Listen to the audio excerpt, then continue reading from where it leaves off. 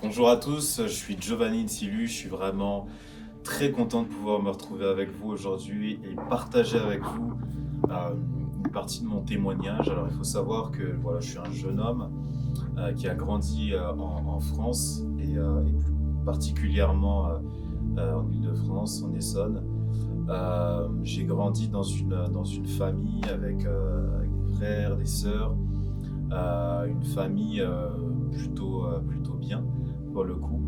Euh, mais un peu comme toutes les familles au final, parce que y a eu quelques petits soucis entre membres de famille et tout ça qui on va dire, m'ont beaucoup un peu plongé dans la méfiance envers les gens, m'ont beaucoup plongé dans le manque de confiance des fois envers les personnes. Ça m'a pas aidé pour le coup. Et c'est dans cet environnement-là que j'ai un peu grandi, mais au-delà de tout ça, j'avais des frères, des sœurs, euh, des parents aimants, et je remercie vraiment Dieu d'avoir pu grandir dans une famille un peu, d'avoir pu grandir dans ce type de famille-là. Au-delà de tout ça, moi, on va dire le rôle que j'avais un peu dans cette famille, la place que j'avais, c'était que moi, depuis que je suis petit, j'ai toujours été cet enfant-là un peu dit parfait, dans le sens où j'avais toujours des bonnes notes. Enfin, en tout cas, c'était rare que j'ai des mauvaises notes.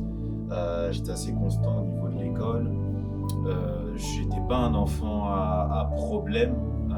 J'étais pas un enfant sur lequel il fallait accorder une énorme attention parce que j'avais quand même une maturité que j'avais développée depuis que je suis petit qui me permettait d'être assez stable dans ce que je faisais et dans ma manière d'être et dans ce que je dégageais.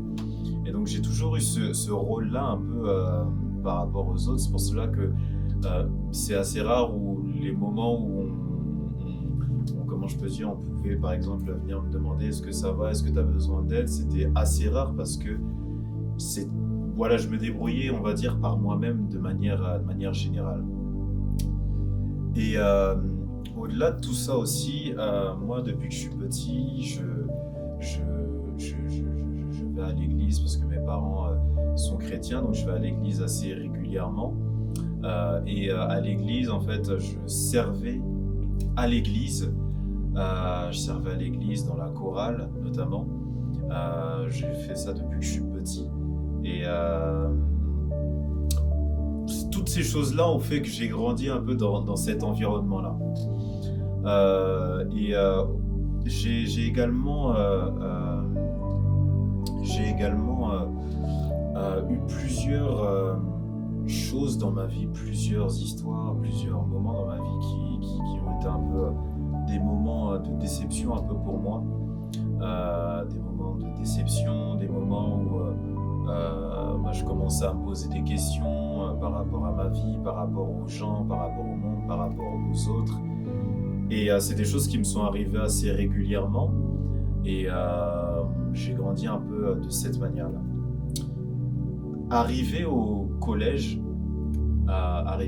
j'avais déménagé d'une ville à une autre et la mentalité était totalement différente dans le nouveau collège où j'étais, parce que j'avais fait ma sixième dans une ville et ma cinquième dans une autre ville, et la mentalité était totalement différente.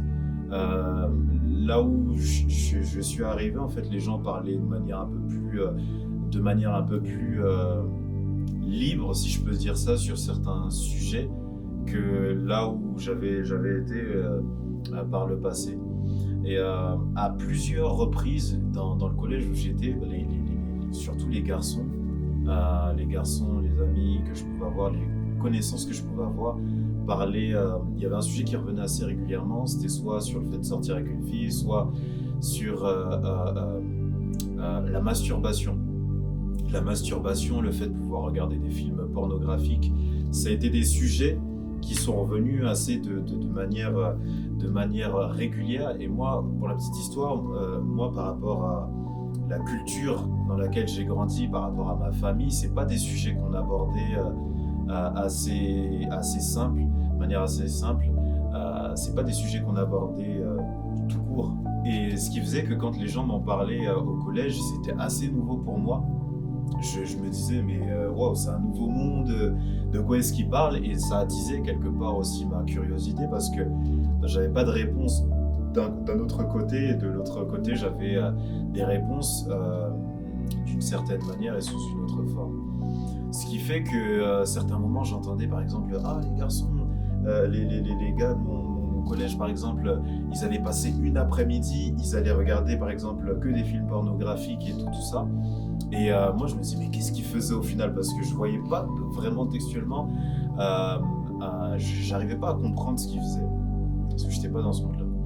Et donc, ça s'est répété plusieurs fois et tout. Et je pense que ça vous est déjà arrivé aussi, peut-être. Tu es au collège ou à l'école et tu as tous les garçons, par exemple, qui vont se mettre comme ça autour d'une seule personne, parce qu'il est en train de montrer une vidéo à tout le monde et ils sont là, ils sont tous en train de rigoler, tout ça. Et c'est des événements qui me sont arrivés. Et ce qui fait qu'un jour, je m'ennuyais comme ça à la maison et j'avais un téléphone, là c'était vraiment les débuts des smartphones là, qui venaient de commencer. Et j'étais à la maison, je m'ennuyais comme ça et je commence à... Comme par hasard, je tombe sur un site mauvais, on va dire, un site en tout cas réservé aux adultes. Et à ce moment-là, je tombe sur je crois que c'était des images, si je ne me trompe pas. Je suis tombé sur des images à caractère pornographique. Et en même temps, j'ai commencé à me masturber sur ces images-là. Et sur le coup, j'ai commencé, en fait, c'est comme si j'avais découvert une nouvelle partie de mon corps, j'avais découvert une nouvelle case qui était bloquée jusqu'auparavant et qui s'était débloquée au travers de cet acte-là. Et donc du coup, ce qui s'est passé, c'est qu'après tout ça, je me suis senti bien. Je me suis dit, au final, ça fait du bien. Donc j'ai continué un peu dans cette manière-là. Et au début, j'avais regardé une fois, mais après, c'était, par exemple, je passais de 2 fois par jour à masturber beaucoup plus dans la journée, à passer beaucoup plus de temps dedans, à me plonger vraiment dans tout ça et aller vraiment explorer dans toutes ces catégories-là de films et de vidéos qu'on peut regarder. Malheureusement, tout est en accès libre aujourd'hui sur Internet, ce qui fait qu'il n'y avait pas de limite. Et plus j'avançais dans tout ça, plus, en fait, le premier sentiment que j'avais où je me sentais découvrir quelque chose de nouveau, il était plus là. Plus j'avançais dans tout ça, plus je devenais dépendant en fait de cette action-là. Ce qui faisait que quand je me masturbais pas, j'étais pas bien. Quand je me masturbais pas, il y avait toujours cette envie-là, cette pulsion-là qui faisait que il faut que je me masturbe, il faut que j'aille sur des sites pornographiques. Et j'ai fait tellement de choses.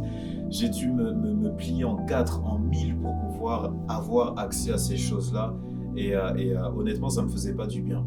Ça me faisait pas du bien parce que t'es là, tu perds du temps, tu perds des après-midi, tu perds du temps et au final, ce temps-là, tu pourrais le passer à autre chose. Et j'ai continué comme ça.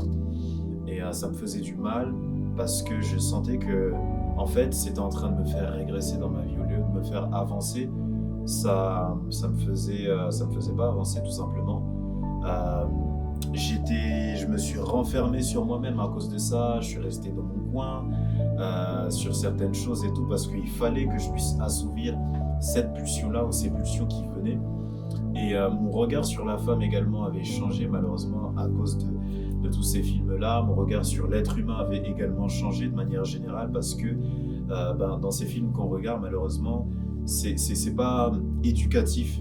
C'est pas là dans un sens où dans la réalité et dans la vraie vie ça se passerait. Parce que on fait les choses en one shot, les choses elles sont tournées de manière à ce que ça puisse paraître beau, mais c'est pas la réalité. Il y a des choses qui sont pas reproductibles dans la vie commune et dans la vie naturelle. Et ce qui faisait que moi, mon regard avait changé. Je pensais que les filles et les femmes pensaient que par rapport à cette manière-là de penser qui a été véhiculée au travers de ces vidéos-là et de ces films-là. Ce qui fait que ma manière de voir la femme avait changé et c'était vraiment pas bon. Je sentais que c'était vraiment pas bon pour moi.